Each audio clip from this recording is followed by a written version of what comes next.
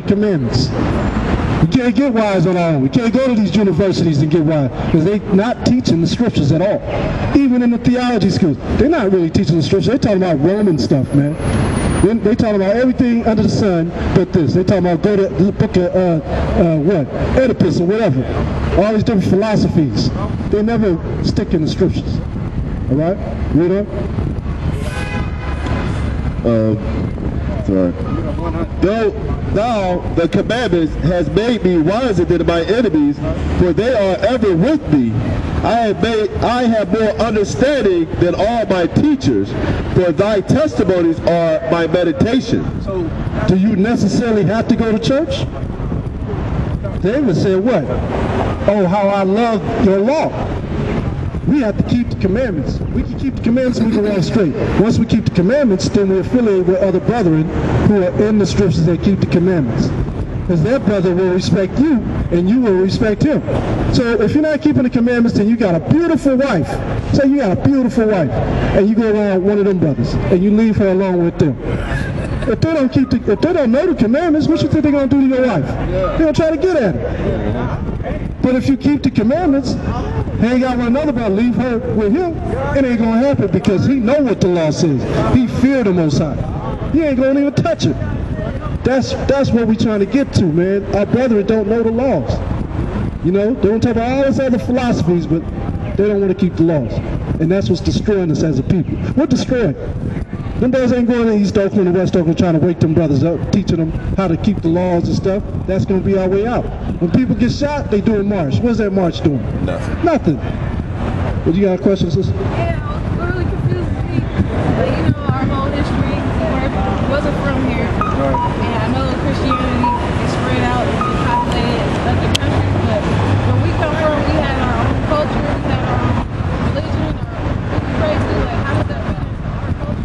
I believe in God, don't get me wrong, this is where I was born, that's what I know. This is true. But how do we not know that the white man took us on that? Well, it's just not him. Give me Psalms 83:1. It's not just him. See, when we was in Africa, we was conquered by Africans. The people in Africa are not the same people. Just like the Ethiopians are not Sudanese. They're two different people. But then they have their own beliefs. Yeah, we had our own beliefs. Yeah, we had our own statutes, laws, and commandments. But what Us. into that? Like, I'm about to go into it. How do we... Hold on, sister. I'm going to show it to you. You have to understand, though, that everybody hated us. All other nations. The Arabs hated us. The white man hated us. The Chinese hated us. The Japanese hated us. All because of this right here, including the Africans. So we were in Africa. We had our own nation within a nation. You understand? The Zulus weren't our people. Wait. All the Negroes that came over on slave ships, those were a family. We were a family that were on that ship. I got books that back up and prove that the people that they randomly selected all came from the same areas. They were all Negro people. All right? We were different from the Mongoloid black people. We were different from, it's like several different tribes over there. But we were the smartest, we worked the hardest, we were the biggest and the strongest. That's why they got us. Read that out, Psalms 83:1. Psalms 83 verse 1. Keep not thou silence, O Most High. Hold not thy peace. Be not still, O Most High. For lo, thy enemies make a tumult, and they that hate thee have lifted up thy head.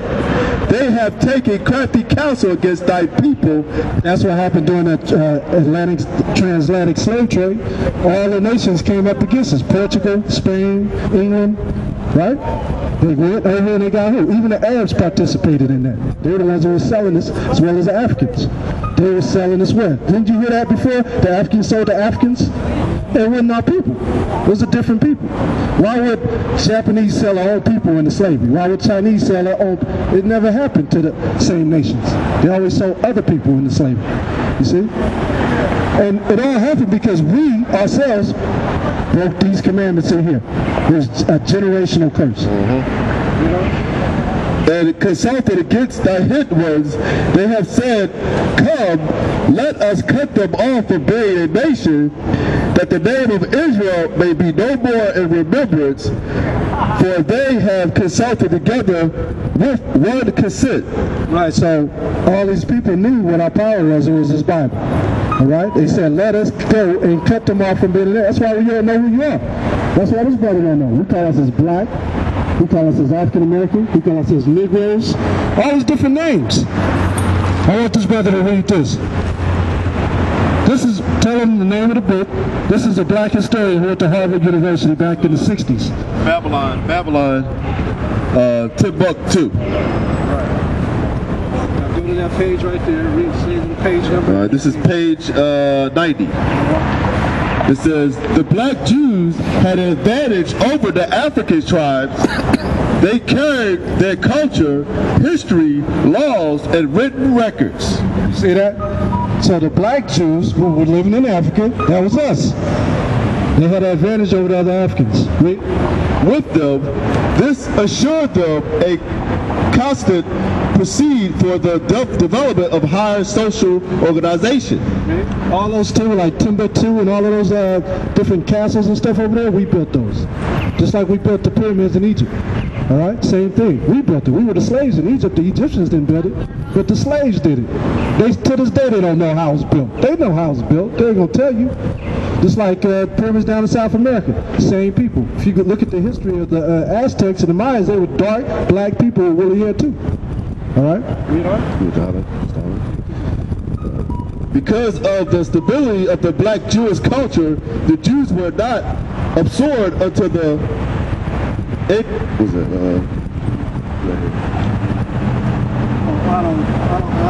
Addition population, and the fact that the Jews absorbed meaning we wasn't absorbed in their nations. We stayed to ourselves. There was a law that we had to dwell within our own people. We couldn't go marry to other nations like we're doing today. We had to stay within our own. The Jews made use of every opportunity. They were an industrial and skillful people. So we were skillful people over there. In the Jewish Guyana states were found kings, princes, governors, generals, secretaries, treasurers, revenue agents, judges, architects, engineers, doctors, historians, languages, interpreters, all the stuff mathematicians, we're doing there. Jewelers. That's why, you can stop right there. That's why when they brought us over here, everything in America got created. You got the White House was made by who? Benjamin Banneker. He did the whole foundation. They said Benjamin Banneker had a photographic memory. He built the White House on his memory. Then he also did what? He made clocks. You ever heard of Big Ben over in London? They named that after Benjamin Banneker. All the clocks and everything. You got the ice cream maker. No, not Benjamin Franklin. Benjamin Banneker. The man who made the almanac. You go look it up yourself. Benjamin Franklin did nothing. Benjamin Banneker did that. All right? You got Washington Carver. He did the first, he patented the beam where he was going to the different beams and making oil for your cars, for your axles and stuff. The medicines, you go into the grocery store, you walk up and down the aisles, you look on the back, you see soybean and everything. That was Washington Carver. Except we got a book in here, I could just pull out all the inventions that was made when the Negroes came to America. Everything. And then what happened was our enemies took that and then they just made it better. That's what happened. So we did it in Africa, then we did it here. But they won't teach you that in school. See? They want you to stay dumbed down so you don't know who you are. All right? Let's go back to Psalms 83:1. Psalms. Read the 6th verse. Psalms 83, verse 1. Keep not thou, 6. The tabernacles of Edom, now Edom, every nationality in the Bible has a nationality today. All the people today all go back to the Bible. Everybody. All right? And the breakdowns is here. If you just read, it tells you where the people went when they left Israel. It talks about where the Chinese and Japanese went.